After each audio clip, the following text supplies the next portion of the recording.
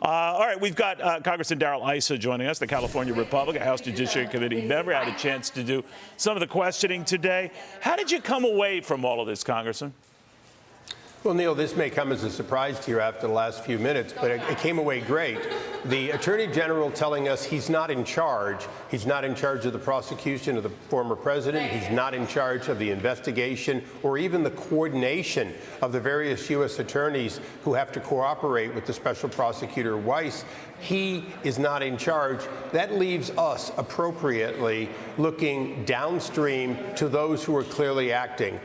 As he defended his own integrity today, he really threw the offices of the Department of Justice and the FBI appropriately under the bus for their mishandling of these cases by saying he isn't doing it, and obviously they're not getting done right. It's clear that there are problems at the Department of Justice, including various political appointees, U.S. attorneys, and of course, as you mentioned, some of these deputies who were also political appointees.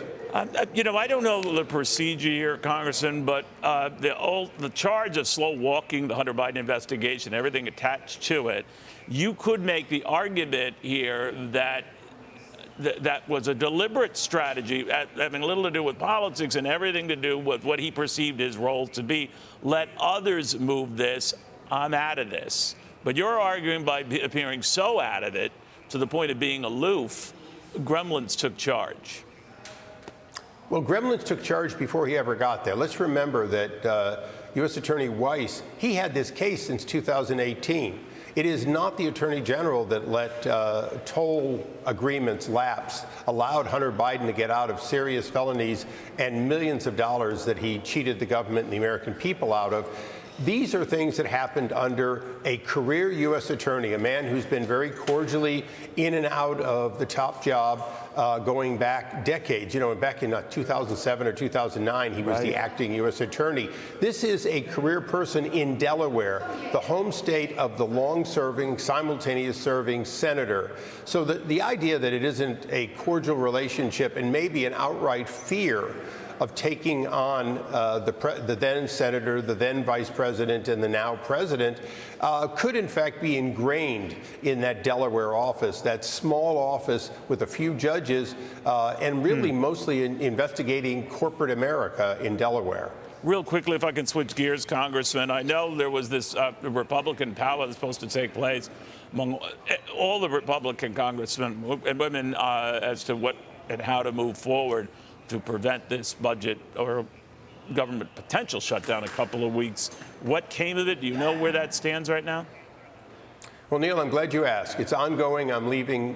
When I take the mic off, I'm running downstairs. Okay. But let me tell you what we know. We know that the Speaker has made it clear that he will work hard and diligently with Republicans as long as it takes, but not to shut down the government. Ultimately, we will either be united to pass this bill and send it to the Senate, or the Democrats will get a major concession to keep the government open. We are not going to shut down the government, or at least Republican majorities are not going to shut down the government. But not all your colleagues are of that mindset, right? I mean, a few of them want his head, the Speaker's head. They're disappointed the way he's handling this. Some are now going to try to take advantage of that, a feature that would allow just a single one of them to say, you're out of here. You know, I've been down this road before of two things. One, people who want to get rid of the Speaker but have no viable alternative. And secondly, those who say shut down the government, who just a few days after it shuts down start crying about how people are being hurt in their district. The fact is, no government shutdown is good. No government shutdown accomplishes something for those who shut it down. And that's why the Speaker's made it clear. We, the vast majority of Republicans, will not be party to shutting down the government. We will do everything we can to keep it open. That's what the Speaker has said. That's what the Speaker is downstairs doing as we speak. All right. As you know, some of those more conservative members, sir, are the ones saying this is on principle and we just can't cave on this. What do you say to that? There's nobody more principled than many of the people who are solidly on board to keeping the government open.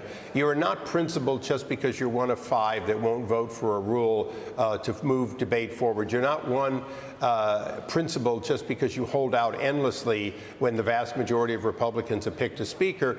those are people I respect with, I serve with. I pushed hard to help them have meaningful parts of this Congress. But at the end of the day, they are no more and no less principled than the many people on the other side of the issue. Okay, so very quickly on that, I'm sorry to bother you and with going to this meeting, but I've heard that this idea of a short-term solution to fund the government through October 31st, ironically Halloween, but who's counting dates? But that is dead on arrival, and that this group has said, no, not happening. You say?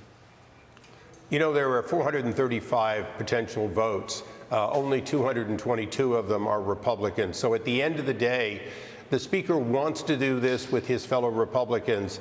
I support the Speaker, even if he has to get votes from the other side, and even if there's a price to pay. But the people that will be at blame for a bigger spending bill will be those who wouldn't take a very good compromise done by Republicans among Republicans as yes. Got it. All right, Darrell Issa, I'll let you get to that meeting. I appreciate it, sir.